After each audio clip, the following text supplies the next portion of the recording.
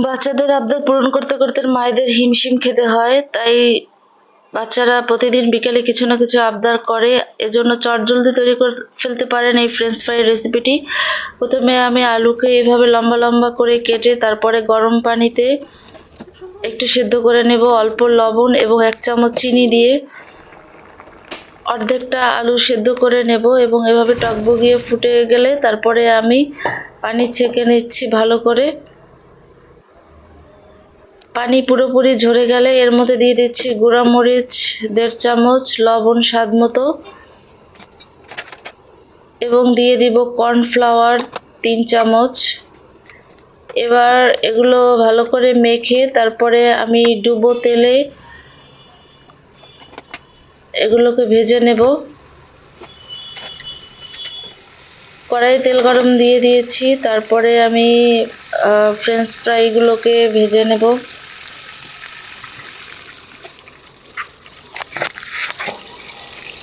আপনি খুব চটজলদি এটা তৈরি করে দিতে পারেন এবং আপনার বাচ্চারা অনেক বেশি পছন্দ করবে। হোটেল থেকে একগাদা টাকা দিয়ে ফ্রেঞ্চ ফ্রাই না কিনে আপনি বাসায় তৈরি করে ফেলতে পারেন।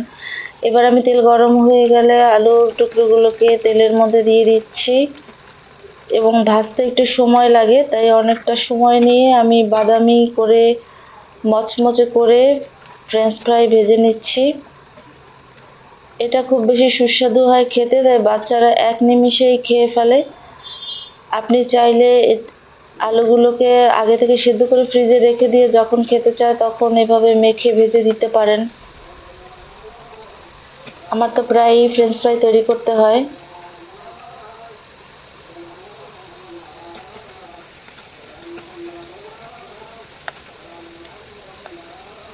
প্রায় ভাজা হয়ে গেছে, আর একটু ব্রাউনি করে ভেজে তুললেই হয়ে যাবে। আমি বারবার দেখে নিচ্ছিলাম যে হয়েছে কিনা। এবং কর্নফ্লাওয়ার দেওয়ার ফলে এটা অনেক বেশি মুচমুচে হয় খেতে।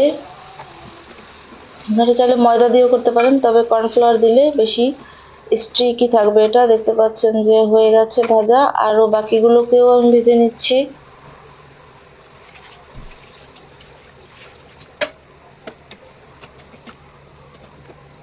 সেম ভাবে মিডিয়াম আঁচে আমি ফ্রেঞ্চ ফ্রাইকে ভেজে নিচ্ছি। আর একটু সময় নিয়ে ফ্রেঞ্চ ফ্রাইগুলোকে বাকিগুলোকে সব ভেজে নিচ্ছি। তো ভাজা প্রায় হয়ে গেছে। তো খুব চটজলদি তৈরি হয়ে গেল মজাদার বাচ্চাদের প্রিয় ফ্রেঞ্চ ফ্রাই। তাই হোটেলে একগাদা টাকা খরচ করে ফ্রেঞ্চ ফ্রাই না কিনে আপনারা বাসায় তৈরি করে ফেলুন আমার দেখানো রেসিপি নিয়ে। এবং যদি আপনাদের ভালো লেগে থাকে অবশ্যই আমাকে কমেন্টে জানাবেন যে আমার রেসিপিটা কেমন ছিল।